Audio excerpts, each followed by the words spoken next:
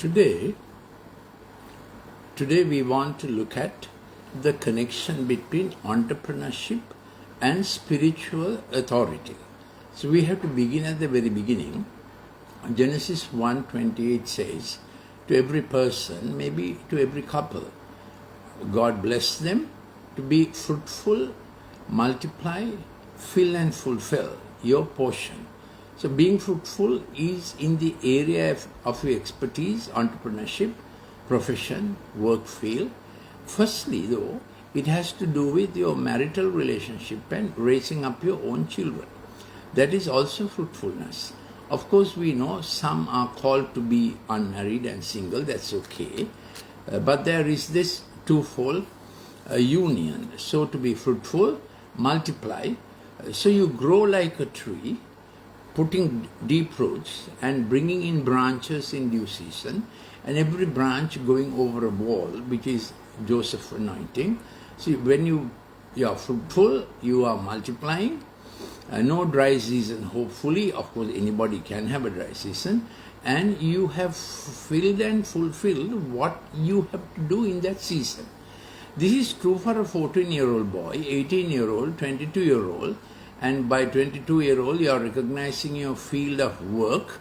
And hopefully by 24, you are in the field that God has put into you for God's scope, God's script, and to do your best. Then by 33, you are grown up, and 33 to 43 is success season, and 43 years you begin your stewardship of significance. Whatever is under your hand, people and resources, positions, platforms, spaces and time, you get others to be also do their best. That is your stewardship. Now be fruitful, multiply, fill and fulfill your portion, then steward what others have. In it, you are expanding your influence, obviously, with others as a senior, and then you have dominion over the things you have been fruitful, multiplied, learn your lessons, and filled and fulfilled. So, demon powers and evil purposes cannot operate in your field that is under your jurisdiction, under your blessing, under your authority. So, if you are a medical academic like me, you will be speaking about keeping abortion out and wrong pharmaceuticals out, and you will be doing academic work, clinical work, depending on how your field chooses you and how God chooses you and how you excel. So at a certain time, I was able to clearly point out that simple aspirin was the safest effective NSAIDs, that is for pain or inflammation. My profession was a little alarmed. Little later, I did some other research on anti-epileptic drugs and Parkinson drugs, and then of course I got into my present field, the screen brain effect, how to keep too much dopamine out of young lives or anybody else's life.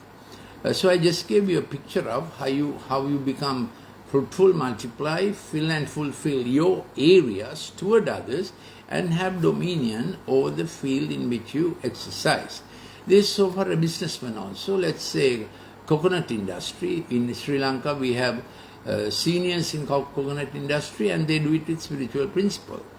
And you already know there are Sri Lanka's biggest tea exporter, well-known, famous name all over the world, how much they honor God and spiritual principles. So in entrepreneurship, in Sri Lanka's coconut, then tea, then even in rubber and spices and cinnamon, how people have come to the top with godly principles. So this is, and then in the meantime, where does this come from? Then we go to Romans chapter 12. There we know that there are 7 departments of fatherhood abilities God has put into you to get on to your entrepreneurship and do your best. Now, my definition of entrepreneurship is this: you may be an academic, you may be a teacher, you may be a businessman, you may be a speculator, whatever the field is, it's a sense of how to do it well with what God has scripted into you. So the first fatherhood ability gifting is prophecy. That is, there are people who see, hear, feel, get sense more than others in the field they are in. So that is speculative, imaginative, also intuitive, you might say.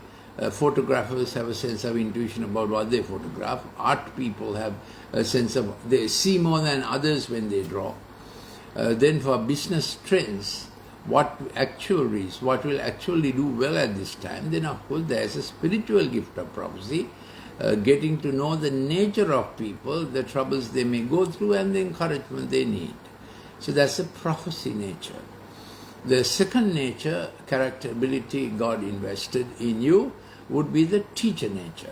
That is learning and teaching and keeping standards and boundaries. So not only teachers, lawyers, then you have engineers, such accounting, they are all in that personality trait of they have to be surveyors, they can't stretch boundaries, stretch limits. That's it. So that's the personality, and with that personality they get into the entrepreneurship God has for them, which may be teaching or banking or whatever.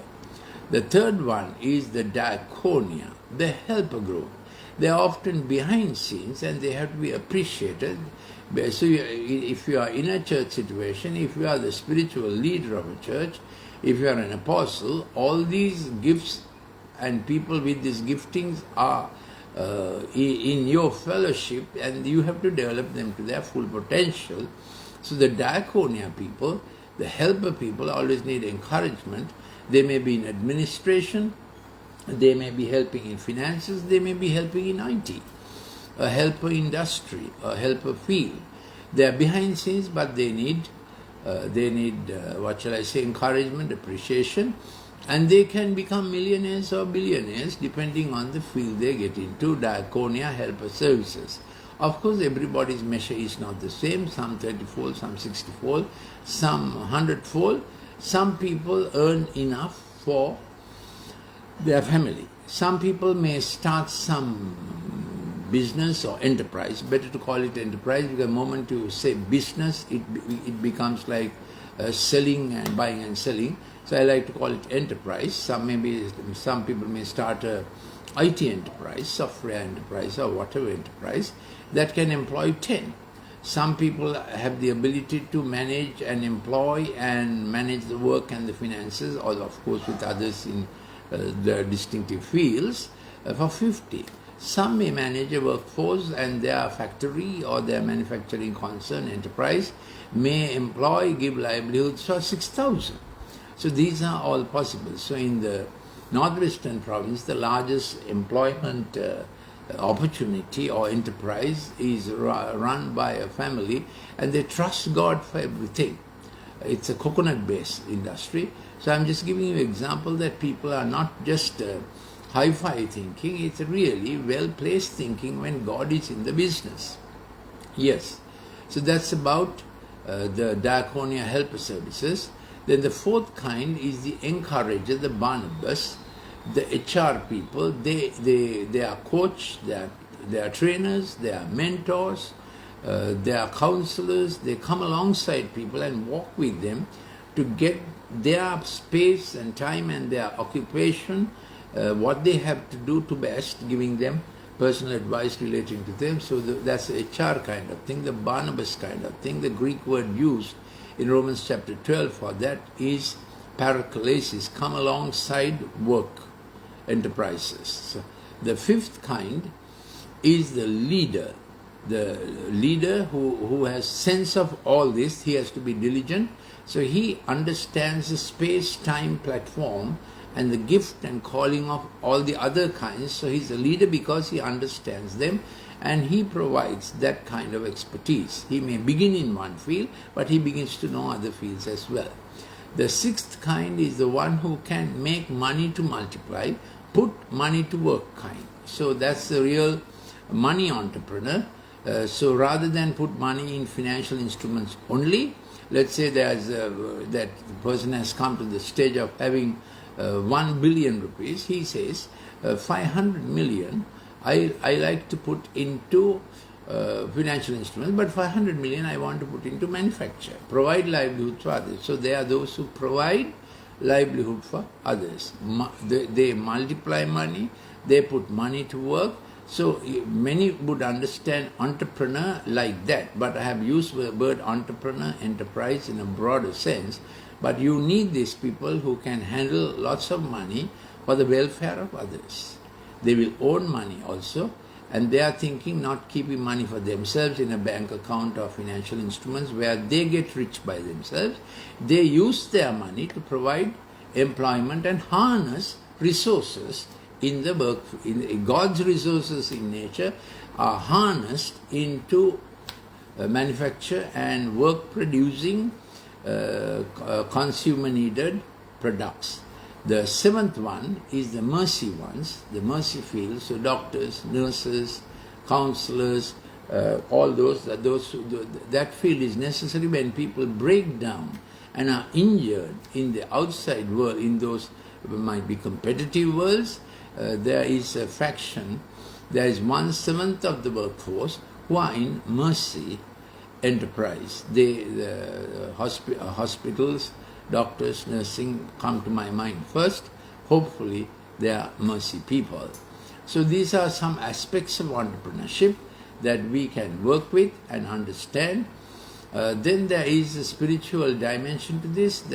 Ephesians 4 says there are apostles who are given rulership, authority, wisdom over humans, how to handle their human gifting and calling. Then there are prophets who see before others, feel before others. They see God opportunities. There are pastors who begin to understand the heart and they are sensitive to people's inside natures to heal the brokenhearted. Then there are teacher kind of people who teach, even in the church they teach, even in the world they teach. They are able to teach, and then you have the marketing people, the evangelist people who go out to win others for a good cause. So whatever gift and call God has put into you, they are equally applicable in spiritual ministry as well as entrepreneurship to bring God's resources in the world to God's best use and God honoring use. So that's a short talk about how the fatherhood ability is inside you, and the first mandate, fatherhood abilities of prophecy, a teacher, diaconia, paraclesis, Barnabas that is, then the leader, money multiplying, put money to work, and the mercy. Then we started with Genesis 1:28, be fruitful, multiply, fill and fulfill your portion, then steward and keep your dominion in the area of your expertise, governance, so that you keep evil out and we work with righteousness. This is how nations transform, and so some of them may get into politics in the sense you understand. Then some of them will get into legislature, that is politics. Some of them will get into the executive. Some will become judges and that kind of.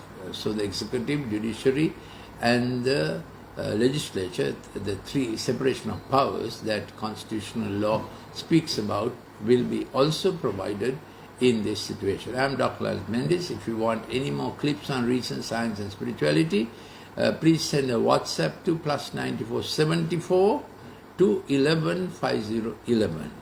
If you want cost-free consultation, especially about my other speciality of the screen-brain balance, how it affects the brain when you're too much on the screen, how to promote learning, you can ask for a cost-free consultation by giving a telephone call to 077 151 2801. If you want any clips on the digital science issues, you can send a WhatsApp to that earlier number, +94 74 211 5011. Thank you that we were able to meet together in a mid-morning broadcast. Till we meet again, I am Dr. Lalith Mendis, Director, Colombo Empathic Learning Center. My last substantial post was as Head of Pharmacology, Department of Pharmacology in a state medical faculty. I must tell you that I was not a believer in God, but just before I entered medical faculty, I came to believe that we needed a creator and we needed a savior, redeemer who would remove from us our ways that are domineering, selfish, self-centered. So I was first in the island in my A-level exam in 1970. I entered Colombo Medical Faculty, and in every Colombo Medical Faculty exam also I was batch top, because I had a gift of God for my brain and knowledge ability, and I am very thankful now in this field of brain science and screen-brain balance. I am able to help many young fellows and parents to understand how to work with the alpha generation and the Gen Zs, because you can't shout at them, you can't command them, you have to run alongside them. So thank you again. I'm Dr. Lalith Mendis. Till we meet in a broadcast. Bye.